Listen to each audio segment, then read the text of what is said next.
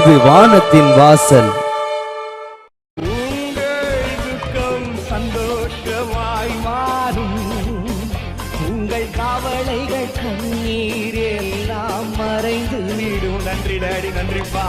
உங்கள் துக்கம் ஆமா, உங்கள் கவலைகள் கண்ணீர் எல்லாம் மறைந்து. கிறிஸ்துவுக்குள் மிகவும் பிரியமானவர்களே, உங்கள் யாவரையும் ஆண்டவரும் அருமிரட்சகருமாகிய இயேசு கிறிஸ்துவின் நாமத்திலே நான் வாழ்த்துகிறேன். கர்த்தர் உங்களை ஆசீர்வதிப்பாராக. மீண்டும் உங்கள் சந்தோஷத்தின் நேர நிகழ்ச்சியின் மூலமாக உங்களை சந்திப்பது எனக்கு மிகுந்த மகிழ்ச்சி. உங்கள் சந்தோஷத்தின் நேர நிகழ்ச்சியை தொடர்ந்து பார்க்கிற உங்களை நான் ஆசீர்வதிக்கிறேன். கர்த்தர் உங்களை தேசத்தில் பெருக பண்ணுவாராக. மற்றவர்களுக்கும் இந்த நிகழ்ச்சியை அறிமுகப்படுத்துங்கள். அதோடு கூட உங்கள் உதாரத்துவமான ஜெபத்தினால் நீங்கள் இந்த ஊழியத்தை தாங்க வேண்டும். உங்களுடைய தனி ஜெபங்களில், குடும்ப ஜெபங்களில் நீங்கள் எங்களுக்காக ஜெபியுங்கள். எங்களுடைய சபை நியூ இந்தியா சபை கன்னியாகுமரி மாவட்டம் குளச்சல் அருகாமையிலே கொட்டல்மாடு என்கிற பகுதியில் இருக்கிறது. இந்த ஊழியங்களுக்காக, ஊழியக்காரனாக அடியனுக்காக நீங்கள் ஜெபிக்கும்படி நான் உங்களை அன்பாய் கேட்கிறேன். இந்த நிகழ்ச்சிகள் உங்களுக்கு பிரயோஜனமாக இருக்கும் பொழுது நீங்கள் அதை தெரியப்படுத்த வேண்டும். அதோடு கூட உங்களுக்காக நாங்கள் ஏதாகலும் ஜெபிக்க வேண்டுமானாலும் நீங்கள் வாட்ஸ்அப் நம்பர் மூலமாக எங்களுக்கு அந்த செய்திகளை அனுப்புங்கள். இல்லாவிட்டால் தொலைபேசியிலே நீங்கள் எங்களுக்கு தெரியப்படுத்துங்கள். உங்களுக்காக நாங்கள் ஜெபிப்போம். அநேகர் நீங்கள் சொன்ன விண்ணப்பங்களுக்காக நாங்கள் ஜெபித்து வருகிறோம். நிச்சயமாய் கர்த்தர் உங்களுக்கு நன்மை செய்வார். நீங்கள் அதை பெற்றுக்கொள்ளும் பொழுதும் நீங்கள் அதை எனக்கு தெரியப்படுத்துங்கள். ஆண்டவர் உங்களை ஆசீர்வதிப்பாராக. அநேகர் நீங்கள் தொடர்ச்சியாக இந்த நிகழ்ச்சிகளை பார்க்கிறீர்கள். அதுக்காக நான் ஆண்டவரை துதிக்கிறேன். கண்டினியூஸாக ஒவ்வொரு நாட்களிலும் இந்த செய்திகளை கேட்டு ஆசீர்வதிக்கப்பட்டு வருகிறீர்கள். அதற்காக நான் தேவனை துதிக்கிறேன். உங்களுடைய உதாரத்துவமான ஜெபம் எங்களுக்கு அவசியம். நீங்கள் நிச்சயமாக நீங்கள் ஜெபிப்பீர்கள் என்று நான் நம்புகிறேன். நீங்கள் தொடர்ந்து ஜெபியுங்கள். இன்றைக்கு நான் உங்களுக்கு தரித்திரத்தின் ஆவி எப்படி நம்முடைய வீட்டுக்குள் நுழைகிறது என்கிற செய்தியை நான் இன்றைக்கு உங்களுக்கு சொல்ல வாஞ்சிக்கிறேன். தரித்திரம் என்பது ஒரு வறுமை, ஒரு சிறுமைப்பட்டதான ஒரு சூழ்நிலை. எப்பொழுதும் கடன், ஒருபோதும் தேவைகள் சந்திக்கப்படாத ஒரு சூழ்நிலை, எப்பொழுதும் கஷ்டம், நெருக்கம், எப்பொழுதும் பிறரையே சார்ந்து நிற்பது, வருகிற வருமானத்தை வைத்து குடும்பத்தை நடத்த முடியவில்லை, வருகிற வருமானத்தை வைத்து பிள்ளைகளை நடத்த முடியவில்லை, எப்பொழுதும் ஒரு தோல்வி, ஏமாற்றம், அவமானம் நிறைந்த ஒரு வாழ்க்கை. இதன் பின்னணியிலே தரித்திரத்தின் ஆவி இருக்கிறது. அது எப்படி உங்கள் குடும்பத்தில் நுழைகிறது, உங்க தொழிலில் நுழைகிறது, உங்க பிள்ளைகளின் படிப்பில் நுழைகிறது என்பதை இன்றைக்கு நான் உங்களுக்கு சொல்ல வாஞ்சிக்கிறேன். தேவனுடைய பிள்ளைகள் இந்த செய்தியை கொஞ்சம் கவனிக்க வேண்டும். இன்றைக்கு அநேகர் இந்த தரித்திரத்தினால் பாதிக்கப்பட்டு இருக்கிறீர்கள். நான் கடுமையா உழைக்கிறேன், இரவும் பகலும் உழைக்கிறேன், நல்ல கை நிறைய சம்பாதிக்கிறேன், ஆனா என்னுடைய வீட்டில ஒரு குறைவு. எனக்கு அதிகமான வருமானம் வருது பிரதர், ஆனா அது எப்படி எங்க போகுதுன்னே எனக்கு தெரியல. அதிகமாய் சம்பாதிக்கிறேன், எல்லாவற்றையும் எப்படி இழந்து போகிறேன் என்று தெரியவில்லை. இன்னும் சிலர் சொல்லுவாங்க, நான் நல்லா சம்பாதித்தேன் பிரதர், நல்லா சம்பாதித்தேன், லட்சங்களை சேர்த்து வைத்தேன், நல்ல சொத்து பத்துகள் இருந்தது, வீடு காரு பங்களா நல்லா தான் இருந்தேன், ஆனா எல்லாம் எப்படி எங்க போச்சுன்னே தெரியல, எப்படி இதெல்லாம் இழந்தேன் என்றே தெரியவில்லை என்று சொல்லுவார்கள். இதன் பின்னணியிலே தரித்திரத்தின் ஆவி இருக்கிறது. இதன் பின்னணியிலே தரித்திரத்தின் ஆவி செயல்படுகிறது. எப்படி அது செயல்படுகிறது, எப்படி அதிலிருந்து நம்ம வெளியே வர்றது, ஓவர் கம் பண்ணி வாரது என்பதை நான் ஒரு சிலதை நான் இன்றைக்கு உங்களோட பகிர்ந்து கொள்ள போகிறேன். அதற்கு முன்பதாக இந்த தரித்திரம், வெறுமை, நெருக்கத்தில் பாதிக்கப்பட்ட ஒரு சகோதரி அதிலிருந்து எப்படி மீண்டு வந்தாங்க, எப்படி ஆண்டவராய் இயேசு கிறிஸ்து அந்த சகோதரிக்கு விடுதலை கொடுத்தாங்க என்பதை ஒரு சிறு சாட்சியை நீங்கள் பாருங்கள். அதன் பிறகு நான் கர்த்தருடைய வார்த்தை உங்களுக்கு கொடுப்பேன். சபைக்கு வந்து 2 வருஷம் ஆகுது. நான் அந்த சபைக்கு வரும் முன்னாடி நான் துணியை மாத்திட்டு வெளியில இறங்கவும் சகோதரி எங்க வீட்டுக்குள்ள வராங்க. நான் சொன்னேன், நான் வெளியில போறேன், வெளியில அர்ஜென்டா போறேன் அப்படின்னாங்க. அவங்க போகல. அம்மா ஒரு நிமிஷம் உங்க வீட்டுல நான் ஜெபிக்கிறேன் அப்படின்னாங்க. நான் 2 முறை இல்ல எனக்கு வெளியில அர்ஜென்ட்டா போகணும். நான் போறேன் அப்படின்னு சொன்னேன். இல்லம்மா ஒரு நிமிஷம் பிரேயர் பண்ணிட்டு போறோம்ன்னு என் வீட்டுக்குள்ள வந்தாங்க. அந்த வீட்டுக்குள்ள வந்து பிரேயர் பண்ணும்போது நான் அந்த வயசான பாட்டி என்னுடைய உள்ளத்துல பதிஞ்சாங்க. அவங்க இந்த வயசுல இவ்வளவு ஆண்டவருக்காக ஜெபிக்கிறாங்களேன்னு சொல்லிட்டு அந்த பாட்டி என்னுடைய அப்ப நம்ம ஏசப்பாவுக்காக நம்ம சபைக்கு போனா என்னான்னு சொல்லிட்டு நான் சபைக்கு வந்தேன். நான் வந்து சிறுபத்தெல்லாம் தொட்டு முத்த மாட்டேன். பைபிள்ல கொஞ்சம் விஷயம் எனக்கு தெரியும். அதனால நான் கேஎன் ராஜன், மார்த்தாண்டம் அங்கெல்லாம் போயிருக்கேன். ஆனா இங்க வந்ததுக்கப்புறம் எனக்கு எங்கேயுமே போக மனசு வரல. என்னன்னா எனக்கு பிரேயரையும் பிடிச்சிருச்சு. ரொம்ப அற்புதங்கள் இங்க வந்த பிறகு ஏசப்பா செய்துட்டு வந்தாங்க. என்னுடைய கணவர் வந்து 9 வருஷமா அவர் எத்தனை வயசுல குடிச்சாருன்னு எங்க ஊர் மக்களுக்கு தான் தெரியும். ஆனா 9 வருஷமா என் பொண்ணு 5ஆம் வகுப்பு படிக்கும்போது அவருக்கு லிவர் ப்ராப்ளம், வயிறு வீங்கி, மூத்திரம் போகாம நான் ஜெயசேகரன், கோலி கிராஸ், மதுரை மீனாட்சி மிஷன், கிம்ஸ் வரையும் கொண்டு போய் எனக்கு கிடைச்ச சொந்தமான வேலைகள் எல்லாம் விட்டுட்டு அவங்க குடும்பம் எல்லாரும் மாப்பிள்ளை முக்கியம், வேலையை விட்டு மாப்பிள்ளை பாருன்னு நான் எவ்வளோ எத்தனை லட்சத்தை எல்லாம் அழிச்சு கடைசி வரைக்கும் 2 கால் பிரச்சனை. ஒவ்வொரு தடவையும் கும்பிடுவாரு, நாக்கால குருசு வருவார், நான் இன்னும் குடிக்க மாட்டேன்னு. ஆனா 6 மாசம் சும்மா இருப்பாரு, திருப்பியும் குடிப்பாரு. அதே ஒரு பழக்கமா அப்படியே நான் விட்டுட்டேன். பிள்ளை 12th முடிச்சா, மார்க் எடுத்தா. கொரோனா டைம்ல குளச்ச ஊர்லேருந்து என்கிட்ட இன்ஜெக்ஷன் போட வருவாங்க. எனக்கு நோய் வந்தப்போ என் மகளுக்கு சொல்லி கொடுத்தேன், மகளை இப்படி இடுப்புல போடணும். அவ 11ஆவது படிக்கும்போது எனக்கு இன்ஜெக்ஷன் போட்டு வந்தா. அதை மனசுல வச்சுட்டு அம்மா என்னை நர்சிங்கா படிக்கவே, நான் என் மகளை நல்ல கஷ்டம் இல்லம்மா நான் அதுதான் படிப்பேன்னா. ஸ்டாஃப் நர்ஸ் படி, இல்லை நான் பிஎஸ் நர்சிங் தான் படிப்பேன்னு. நான் கவர்மெண்ட் லோனை நினச்சி நான் அட்மிஷன் போட்டேன். ஆனால் இந்த லோன் எனக்கு கிடைக்கல. பைக்கு டிவி நம்ம வீட்டோட விஷயமா கிடைக்கல. ஆனால் கடவுள் வந்து ஒரு 1.5 வருஷமா என்ன வீட்டாள் வந்து 21,000 சம்பளம் வாங்கிட்டு இருந்தாங்க. குருமனையில் ரீதாபுரம் பஞ்சாயத்து, பாலவெள்ளம் பஞ்சாயத்தில் வேலை பார்த்துட்டு இருந்தாங்க. அவருக்கு குடியினாலையும் அவருடைய பேச்சுனாலையும் எங்கள் ஊர் கவுன்சிலர் வந்து அவங்கள மாற்றிட்டாங்க. 1.5 வருஷமா நான் இந்த வேலை வேணும்னு 2 பஞ்சாயத்துலேயும் போராடி நான் அப்படி அமைதியாக உட்காந்துட்டேன் வீட்டில். அப்புறம் ஒரு அண்ணன் சொன்னாங்க, கலெக்டர் வந்து லேடி கலெக்டர், நீங்கள் போய் ஒரு வேலை கேளுங்க, கிடைச்சா வாய்ப்பு இருக்கு உங்களுக்கு அப்படின்னு. நான் 2-3 வாட்டி நான் போயிருக்கேன். நான் வீடை விட்டு இப்போ என் கணவர் வந்து குறுக்கில் வலி வந்து ஆப்ரேஷன் பண்ணி பாத்ரூமுக்காவது போவாருன்னு சொல்லிட்டு ஆப்ரேஷன் பண்ண நான் கூட்டிட்டு போனேன். ஆனால் அதை விட மோசமா அவர் இப்போ படுத்திருக்காரு. என்னன்னா இன்னொரு டாக்டர் சொன்னது அவர் ஏதோ ஒரு கிருமி அவருக்கு எலும்பை பாதிச்சுட்டே வருது அப்படின்னு. அவர் ஆப்ரேஷன் பண்ணி டிஸ்சார்ஜ் ஆகி கொண்டு வந்து 7 மாசம் ஆச்சு. 7 மாசம் வரைக்கும் அவருக்கு நான் போடுத ஊசி மருந்து, அந்த ஊசி மருந்து இல்லைன்னா அவர் சத்தம் போடுவார். என்னால் வீட்டில் இருக்க முடியாது. நைட்டெல்லாம் சவுண்டு போட்டு ப்ரேயர் பண்ண நான் எனக்கு வாந்தி வரும், தலைவலி வரும். ஆனால் ஏசப்பட்ட கடவுளை திராணிக்கு மேல் ஒருவரை சோதிப்பது இல்லை என்று சொன்னீர். என்னால் தாங்க முடியல. ஒன்றில் அவரை எடுத்துருங்க, இல்லைன்னா வலி இல்லாமல் எத்தனை வருஷம் அவரை நீங்கள் போட்டு வைங்க அப்படின்னு சொல்லுவேன். மிஷினில் யாரன்னு உட்கார்ந்தா வீட்டில் உட்காந்து ஒரே சத்தம் அதற விழி. எனக்கு நெஞ்சு வெடிச்சும் எனக்கு தலைவலி அவ்வளோ பாரமாக இருக்கும். ராத்திரி 11 மணி 12 மணி 1 மணி வரைக்கும் இருந்து நான் அழுவேன். கடவுளை நினைச்சு அழுதுட்டே இருப்பேன். எனக்கு இந்த கஷ்டம் எப்போ எனக்கு தீரும், எனக்கு கஷ்டம் கவலை தீர. ஒரு சகோதரத்தை வீட்டில் போனா எங்க அண்ணன் இறந்துட்டான், எங்க அக்கா இறந்துட்டாங்க, அம்மா அப்பா யாரும் இல்லை, எனக்கு எங்கேயுமே போக வழி இல்லை. இந்த வேலை விஷயமா கலெக்டர் ஆபீஸ்ல போனன்னு துணியை மாத்திட்டு இறங்குனா பக்கத்துல உள்ளவங்க மாப்பிள்ளை படுக்கையில போட்டுட்டு இவ டெய்லி எங்க தான் போறாளோ அப்படி சொல்றத என்னை வீட்டாலே சொல்லி தராரு. சொல்லி தராரு. நான் சொல்லிட்டு தான் போவேன். கலெக்டர் ஆஃபீஸ் போறேன், மனு கொடுத்துருக்கீங்க அம்மா, நீங்க எம்பி ஆஃபீஸ் வாங்க, அங்க கூட்டம் அப்படி சொல்லுவாங்க. 10 நிமிஷம் பிந்துனா வேணுக்குன்னு சிட் அவுட்ல நொண்டி வந்துட்டு போனவளை காணலேன்னு சத்தம் போட்டு அழுவாரு. தெருவு மக்கள் தப்பா சொல்லட்டோன்னு சொல்லிட்டு பையன் சொல்லுவான், அம்மா நீங்க எங்க இருக்கோம், என்ன அப்பா இன்னும் சவுண்டு போட்டு கெட்ட வார்த்தை போட்டு உன்னை காணலேன்னு அறுக்கிறாரு.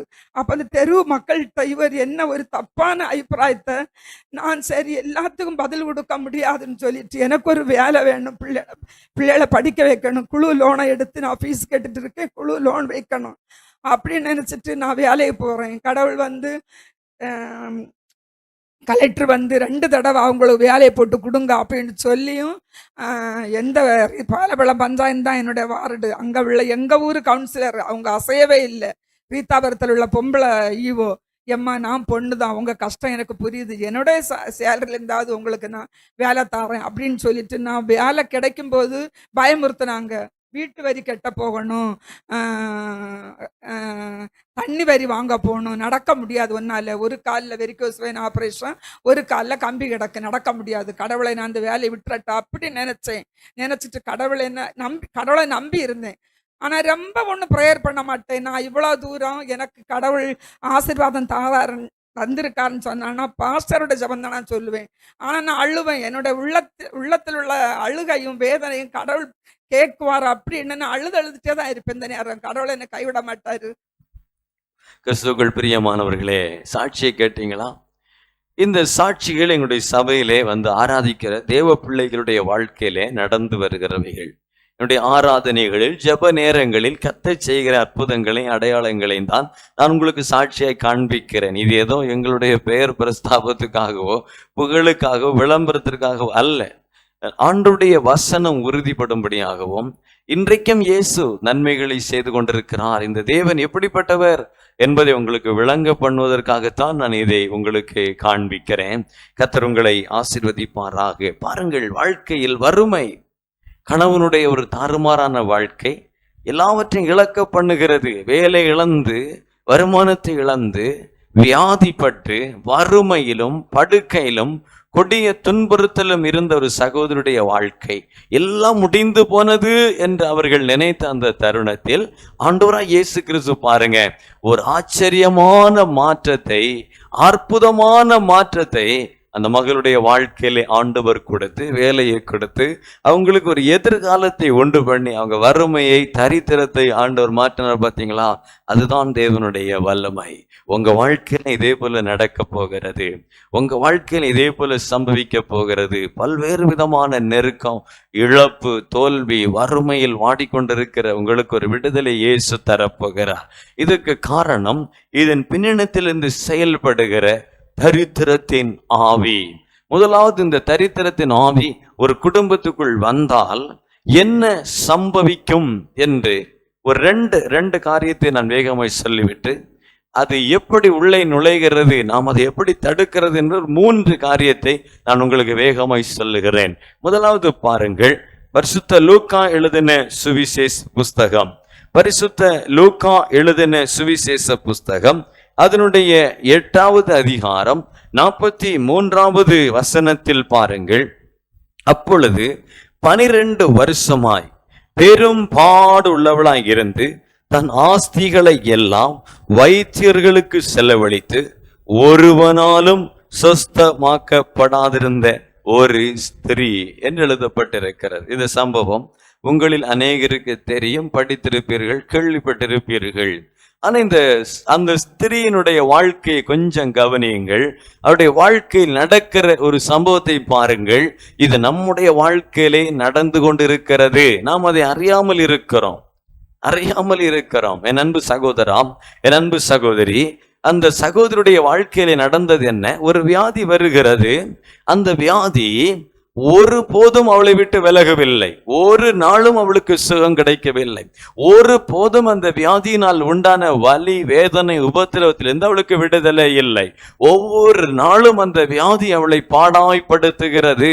ஒவ்வொரு நாளும் அந்த வியாதி அவளை துன்பப்படுத்துகிறது, துயரப்படுத்துகிறது, பாடாய்ப்படுத்துகிறது.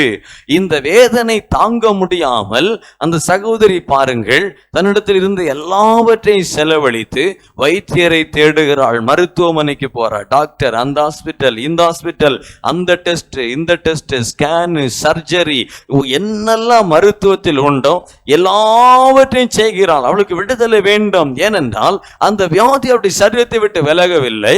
ஒரு நாளும் அது அவளை விட்டு போகவில்லை. அதனுடைய வலி, வேதனை ஒரு நாளும் அவளுக்கு குறையவில்லை. ஒரு நிமிஷம் கூட அவளுடைய வாழ்க்கையில நிம்மதி இல்லை. ஆகவே எப்படியாவது அந்த வியாதியிலிருந்து விடுதலை ஆக வேண்டும். எதை இழந்தாங்களும் விடுதலை ஆக வேண்டும், ஒரு சுகம் வேண்டும் என்று அந்த சகோதரி மிகுந்த பிரயாசப்படுகிறாள். அவருடைய குடும்பம், கணவன், பிள்ளைகள் அத்தனை பேரும் பிரயாசப்பட்டிருப்பார்கள். எல்லாரும் இணைந்து அவருடைய ஏக்கம் என்ன? எப்படியாவது விடுதலை ஆக வேண்டும், எப்படியாவது ஒரு சுகம் கிடைக்க வேண்டும் என்று முதல்ல பாருங்க, கையில் இருந்த காசை செலவழித்தாங்க. அப்புறம் சுகமாகல. அப்புறம் பேங்கில் இருந்ததை எடுத்து செலவழித்தாங்க. அத்தனையும் தீர்ந்தது, சுகமாகல. அப்புறம் பாருங்க, நகையெல்லாம் வித்தாங்க. நகையெல்லாம் விட்டுட்டாங்க, அதுலயும் சுகமாகவில்லை. அப்புறம் பாருங்க, இருந்த இடத்தை விற்கிறார்கள், கடைசியாய் வாழ்கிற வீட்டையும் விற்கிறார்கள். இனி ஒண்ணு இல்லை, இனி ஒண்ணு இல்லையா, ஒரு குண்டு மணி இல்லை, ஒரு ரூபாய் இனி மிச்சம் இல்லை, இனி ஒரு சேமிப்பும் இல்லை. வாழ்க்கையிலே அவள் சம்பாதித்ததை அல்லது அவருடைய முன்னோர்கள் சம்பாதித்து கொடுத்ததை, அவருடைய கணவன் சம்பாதித்ததை அத்தனையும் இழந்து இனி செலவழிக்க ஒன்னும் இல்லை என்கிற ஒரு நிலைக்கு வந்து நிற்கிறாள். ஆனாலும் வியாதி சுகமாகல, வியாதி சுகமாகல. பாருங்க, அந்த வியாதி எதுக்கு வந்திருக்கிறது? அந்த சகோதரருடைய வாழ்க்கையில் அந்த நோய் வந்ததனுடைய காரணம் என்ன? இவளை ஒண்ணு இல்லாம ஆக்க வேண்டும், இவளை ஒண்ணு இல்லாம ஆக்க வேண்டும், தரித்திரம் அடைய பண்ண வேண்டும், பசி பட்டினிக்கு ஆளாக்க வேண்டும், அடுத்த வேளை ஆகாரத்துக்கு வழி இல்லாமல் ஆக்க வேண்டும். இனி இவளுடைய வாழ்க்கையில் இவள் பிழைக்கவே கூடாது என்கிற ஒரே நோக்கத்தோடு இந்த வியாதி வந்திருக்கிறது. பல்வேறு விதங்களில் வியாதி மனுஷனுக்கு வருகிறது, நோய் வருகிறது, குணமடைகிறது, குணமடையாமலும் போகிறது.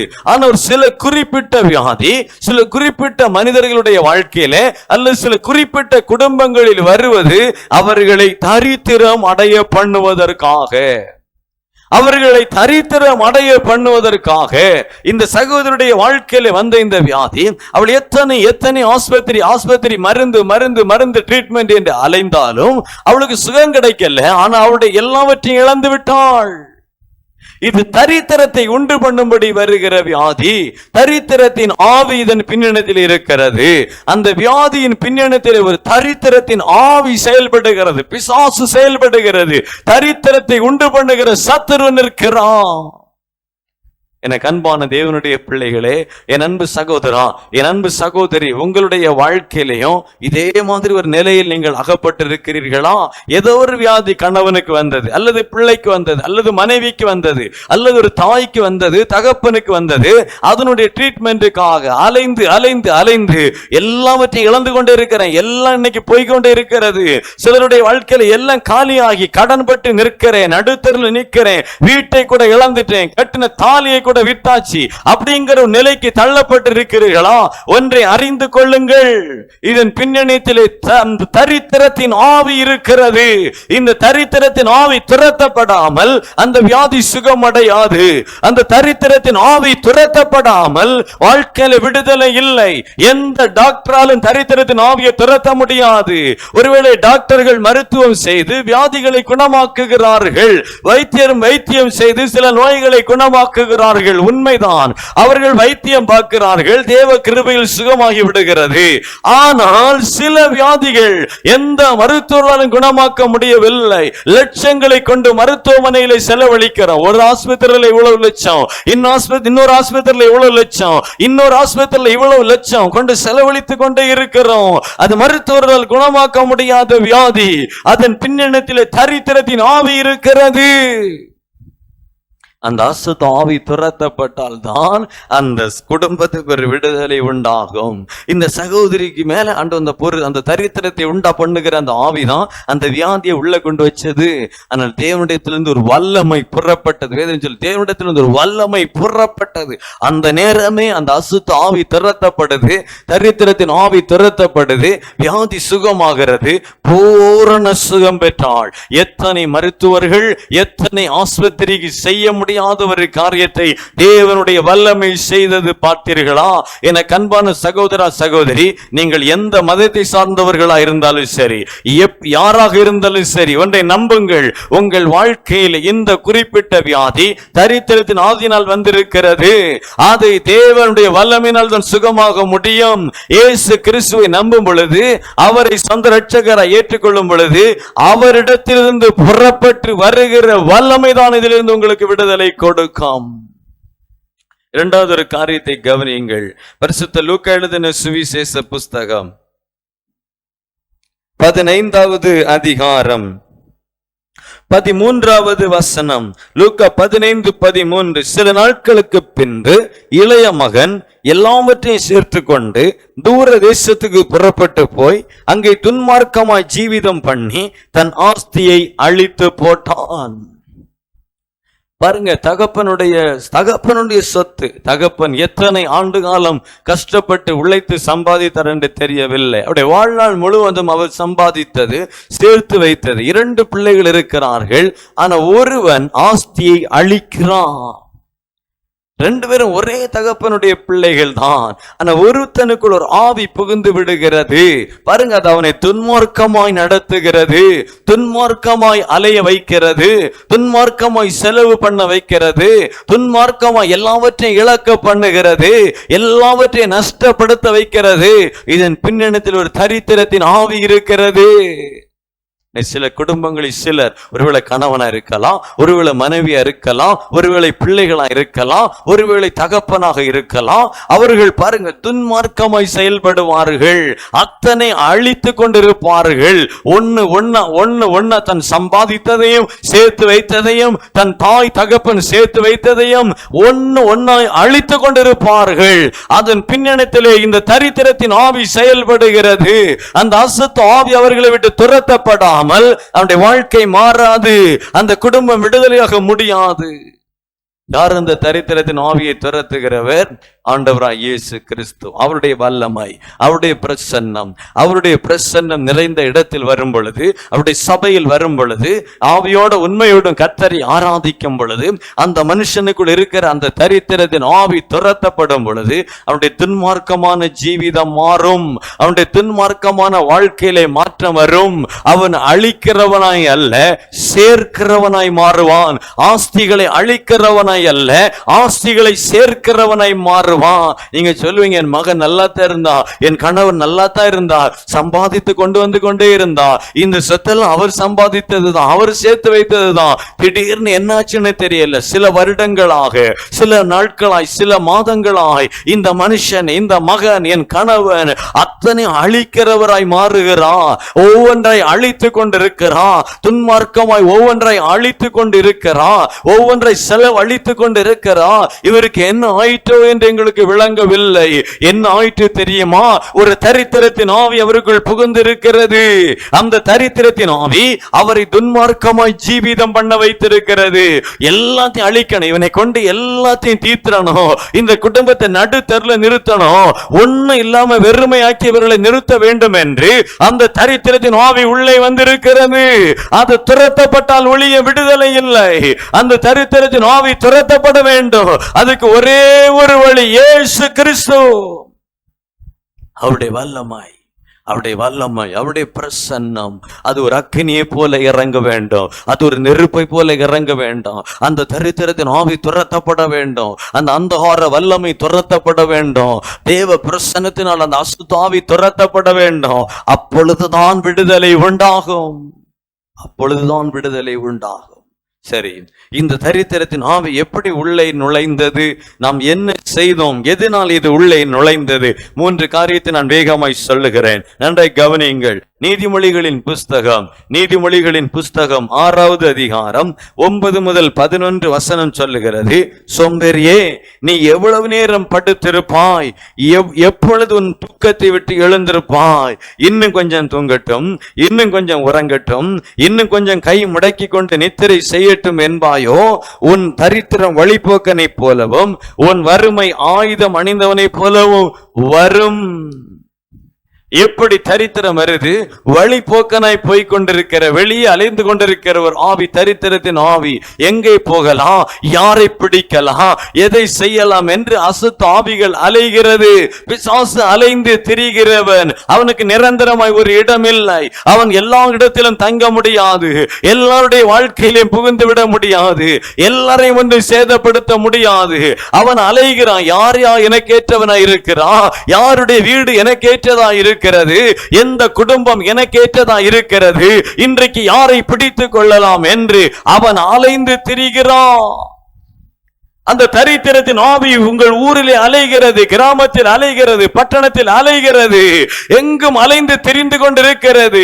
அப்படி அலைந்து திரிந்து கொண்டிருக்கிற ஒரு ஆவி ஒருவனை கண்டுபிடிக்கிறது, ஒரு வீட்டை கண்டுபிடிக்கிறது, ஒரு குடும்பத்தை கண்டுபிடிக்கிறது. எப்படி கண்டுபிடிக்கிறது? அதிகாலை நேரம், ஜெபிக்க வேண்டிய நேரத்துல இவன் உறங்கி கொண்டிருக்கிறான். இன்னும் கொஞ்சம் தூங்கட்டும், இன்னும் கொஞ்சம் உறங்கட்டும். ஜெபிக்க வேண்டிய நேரத்துல எழும்பாம ஜெபிக்காம உறங்கி கொண்டிருக்கிறான். ஸ்கூலுக்கு போக வேண்டிய நேரத்துல போகாம தூங்கி கொண்டிருக்கிறான். வேலைக்கு போக வேண்டிய நேரத்துல இன்னும் கொஞ்சம் உறங்கட்டு, இன்னும் கொஞ்சம் உறங்கட்டு தூங்கிட்டு இருக்கிறான். இவன் சோம்பேறி. இவன் தான் எனக்கு சரியான ஆளு, இவன் தான் எனக்கு சரியான ஆளு, இந்த குடும்பம் தான் எனக்கு சரியான குடும்பம். சில வீட்டுல பாருங்க, பிள்ளைகள் ஒருவேளை சோம்பலா இருந்த தாய் தகப்பன் தட்டி எழுப்பி அந்த பிள்ளைகளை நடத்துவாங்க. ஆனா சில வீடுகளில் பெற்றோரை சோம்பல், பெற்றோரை சோம்பல், எழும்ப மாட்ட, காலையில் எழும்புவதில்லை. அதிகாலை என்பதே உங்களுக்கு தெரியாது. அதிகாலை ஜெபம் கிடையாது. குடும்பமாய் ஐக்கியப்பட்டு ஜெபிப்பது இல்லை. ஒரு சோம்பேறித்தனம். ஆலயத்து வாரது லேட்டு, ஆராதனைக்கு வாரது லேட்டு, எழும்புறதே லேட்டு. 10 மணி ஆராதனை 11 மணி வருவான். காரணம் என்ன? எழும்புனது 9 மணிக்கு தான். ஒரே உறக்கம், எப்பொழுதும் தூக்கம். இன்னும் கொஞ்சம் தூங்கட்டும், இன்னும் கொஞ்சம் உறங்கட்டும். இந்த குடும்பங்களை குறிவைத்து இந்த தரித்திரத்தின் ஆவி கிரியை செய்யும். அந்த நபர்களை குறிவைத்து தரித்திரத்தின் ஆவி கிரியை செய்யும். 2 நாள் வேலைக்கு போவான், 2 நாள் வீட்டிலே சுருண்டு கிடப்பான். முடியல, அங்க வலிக்குது, இங்க வலிக்குது. ஒரு சோம்பலுக்கு இடம் கொடுத்து, சோர்வுக்கு இடம் கொடுத்து, ஆமா, அந்த மனுஷனுடைய வாழ்க்கையில அவன் தொழில தரித்திரத்தின் ஆவி உள்ளே புகுந்து விடும். உற்சாகம் இல்லாதவனுடைய வாழ்க்கையில தரித்திரத்தின் ஆவி உள்ளே புகுந்து விடும். உற்சாகமாய் உண்மையாய் இருக்கிறவனுடைய வாழ்க்கையில தரித்திரத்தின் ஆவி நுழைய முடியாது. சுறுசுறுப்பா இருக்கிறவனுடைய வாழ்க்கையில தரித்திரத்தின் ஆவி நுழைய முடியாது. ஆவிக்குரிய வாழ்க்கையில சுறுசுறுப்பா இருக்கிறவனுடைய வாழ்க்கையில தரித்திரம் நுழையாது. தன்னுடைய படிப்பிலே கவனமாய் சுறுசுறுப்பா இருக்கிறவனுடைய வாழ்க்கையில தரித்திரம் நுழையாது. இன்னைக்குள்ள ஹோம்வொர்க் இன்னைக்கு செய்து முடிக்கிறவனுடைய வாழ்க்கையில தரித்திரத்தின் ஆவி நுழைந்தவன் ஞானத்தை அழித்து விடாது. நாளைக்கு பார்க்கலாம், நாளைக்கு எழுதலாம், நாளைக்கு சேர்த்து படிக்கலாம், எல்லாம் சேர்த்து பார்க்கலாம், எல்லா வேலையும் இது நாளைக்கு பார்க்கலாம், சிலர்லாம் இன்னும் நாளைக்கு செய்யலாம், அடுத்த வாரம் செய்யலாம். இப்படியே இந்த சோம்பலுக்கு இடம் கொடுத்து இன்னும் கொஞ்சம் நேரம் தூங்கட்டும், இன்னும் கொஞ்சம் ரெஸ்ட் எடுக்கட்டும், இன்னும் கொஞ்சம் ஓய்வு எடுக்கட்டும். அவனுடைய வாழ்க்கையில தான் இந்த தரித்திரத்தின் ஆவி புகுந்து விட்டான். அந்த தரித்திரத்தின் ஆவி புகுந்து விட்டான். என் அன்பு தேவனுடைய பிள்ளைகளே, உடைய வாழ்க்கையில ஒருபோதும் சோம்பலுக்கு, சோர்வுக்கு, தூக்கமயத்துக்கு இடம் கொடுக்க கூடாது. அதிகாலை நேரம் ஜெப நேரம், அதை ஜெபிக்கணும். மத்தியானம் 1 மணின்னா சாப்பாடு நேரம், ஈவினிங் 4 o'clockனா டீ டைம், எல்லாம் ஒரு டைமிங் வச்சிருக்கிறோம் இல்லை? அதே மாதிரி அதிகாலை நேரம் 4 மணி 5 மணின்னா அது ஜெப நேரம். அந்த நேரத்தில் ஜெபிக்கணும். அந்த நேரத்தில் ஜெபிக்காம நான் தூங்குவேன்னா ஊரெல்லாம் அலைந்து எங்க போலாம், யாருக்குள்ள போகலாம், எந்த குடும்பத்தை அழிக்கலாம் என்று அலைகிற தரித்திரத்தின் ஆவியன் வீட்டுக்குள் நுழைந்து விடும், வீட்டுக்குள் நுழைந்து விடும். அதிகாலை நேரத்துல பிள்ளைகள் எழும்பி ஜெபிக்காம தூங்கும். அந்த சில வீடுகளை பாருங்க, பெற்றோர் ஜெபிப்பாங்க, எழும்பி ஜெபிப்பாங்க, பிள்ளைகளை உற்சாகப்படுத்துவாங்க, எழும்பு ஜெபிக்கணும் உற்சாகப்படுத்துவாங்க. ஆனா சில குடும்பத்துல எல்லாருமே தூக்கம், ஜெபமே இல்லை, காலை ஜெபமே கிடையாது, குடும்ப ஜெபமே கிடையாது. நான் நல்லா சொல்றேன், உறுதியா சொல்றேன், உன் வாழ்க்கையில தரித்திரத்தின் ஆவி உள்ளே நுழையும். என்னை நீ எவ்வளவு கஷ்டப்பட்டு எத்தனை 1000 சம்பாதிச்சாலும் 4 நாள்ல காணாது. எத்தனை லட்சங்களை நீ சம்பாதிச்சு சேர்த்து வைத்தாலும் காணாம போகும். எல்லாவற்றையும் இழக்க வேண்டிய நிலை வரும். சொல்லுகிற வார்த்தை ஒருவேளை உங்களுக்கு கடினமா இருக்கலாம். ஆனால் பாரத்தோடு சொல்லுகிற அன்பு சகோதரா, என் அன்பு சகோதரனுடைய வாழ்க்கையில் கவனமா இருக்கணும். பிசாசுனை கொள்ளையடிக்க தயவு செய்து இடம் கொடுக்காதே. எச்சரிக்கையாக இரு. தரித்திரத்தின் ஆவி உள்ளே நுழையும். 2வது நீதிமொழிகள் 13:18 சொல்லுகிறது, புத்தி மதிகளை தள்ளுகிறவன் தரித்திரத்தையும் லட்சியம் அடைவான். தேவ ஆலோசனை, தேவனுடைய உபதேசங்கள், தேவனுடைய வார்த்தை, சிலர்லாம் என்னதான் பிரசங்கம் கேட்டாலும் அதை உள்ள இந்த காதுல இங்க விட்டுருவான். சிலர்லாம் என்னதான் புத்தி சொன்னாலும் அதை கவனிக்கவே மாட்டான். இது செய்யாதப்பா, இது தப்பு, இது வேண்டாம், இது வாழ்க்கை கெடுக்கும், நீ என்ன வேணா சொல்லிட்டு போ, நான் ஏன் இஷ்டப்படிதான் வாழ்வேன். அவனுடைய வாழ்க்கையில தரித்திரம் அடைவான்.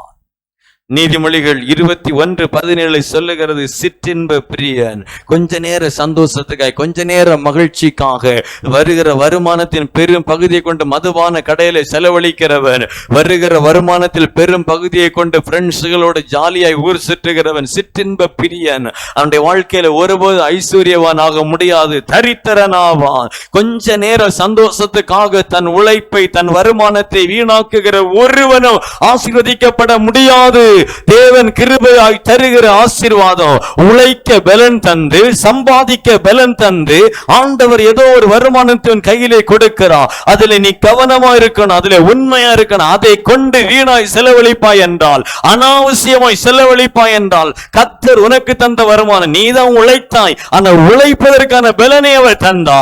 நீங்க தான் சம்பாதித்தீங்க, ஆனா சம்பாதிக்கிறதுக்குள்ள பலனை அவர் தந்தா. நீங்க தான் வேலை செஞ்சீங்க, ஆனா அந்த வேலையை உங்களுக்கு கொடுத்தவர் தேவன். இந்த வருமானம் எல்லாம் எத்தனை குடும்பம் தவிக்கிறது, வேலை இல்லாம எத்தனை குடும்பம் தவிக்கிறது.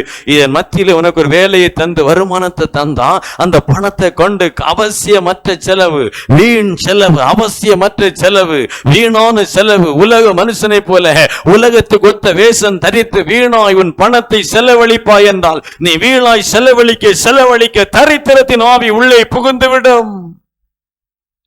அன்பு தேவனுடைய பிள்ளை, ஒரு வாழ்க்கையை மாற்று. வீண் செலவுகளை விட்டுவிடு, ஆடம்பர செலவுகளை விட்டுவிடு. தரித்திரம் உள்ளே நுழையும், வாழ்க்கையை கெடுத்துவிடும்.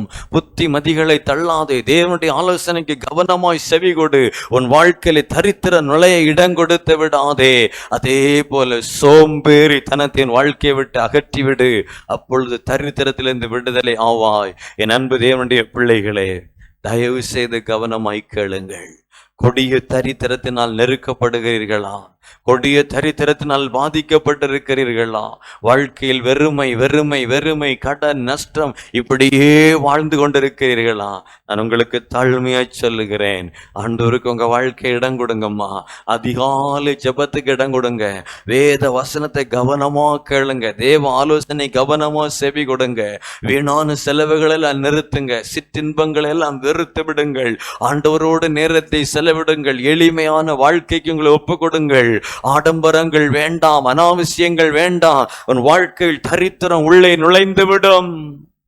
ஒப்பு கொடுங்க. இன்னைக்கு ஜெபிப்போம். எங்கள் நல்ல தகப்பனே, அருமையான இந்த பிள்ளைகளுக்காக ஜெபிக்கிறேன். தரித்திரத்தின் ஆவியினால் உண்டாயிருக்கிற வியாதிகள், தரித்திரத்தின் ஆவியினால் உண்டாயிருக்கிற சில சுபாவங்கள் இன்றைக்கு இந்த பிள்ளைகளுடைய வாழ்க்கையை கெடுத்து கொண்டிருக்கலாம், நன்மைகளை கெடுத்து கொண்டிருக்கலாம். ஒரு பசியிலும் பட்டினியிலும் வேதனையிலும் வறுமையிலும் இந்த குடும்பங்கள் வாழ்ந்து கொண்டிருக்கலாம். இன்றைக்கு நான் இயேசு கிறிஸ்துவின் நாமத்தில் இந்த பிள்ளைகளுக்காக ஜெபிக்கிறேன். இவருடைய வாழ்க்கையில இவர்கள் அனுபவித்து வருகிற இந்த தரித்திரத்தில் இருந்து, இந்த உபத்திரவத்தில் இருந்து, இந்த போராட்டத்தில் இருந்து, இந்த நெருக்கத்தில் இருந்து, என் தேவன் ஆகிய கர்த்தாவே, இந்த பிள்ளைகளுடைய வாழ்க்கையில் ஒரு பரிபூர்ணமான விடுதலை இப்பொழுதே நீர் தருவீராக.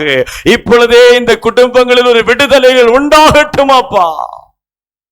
உம்முடைய கரத்திலே கொடுக்கிறேன். இவர்கள் இழந்ததையெல்லாம் திருப்பிக் கொண்டு மகிழ்ச்சியாய், சமாதானமாய், ஆசீர்வாதமாய், சுகமாய், சம்பூர்ணமாய் வாழ கிருபை செய்யும். இயேசு கிறிஸ்துவின் நாமத்தில் ஆசீர்வதித்து ஜெபிக்கிறேன் நல்ல பிதாவே. ஆமேன், ஆமேன். உங்கள் துக்கம் சந்தோஷமாய் மாறும்படி கர்த்தர் செய்வார். உங்கள் துக்கம் சந்தோஷமாய் மாறும். உங்கள் கவலைகள் கண்ணீர் எல்லாம் மறைந்து விடும். நன்றி டாடி, நன்றிப்பா. உங்கள் துக்கம், ஆமா, உங்கள் கவலைகள் கண்ணீர் எல்லாம் மறைந்து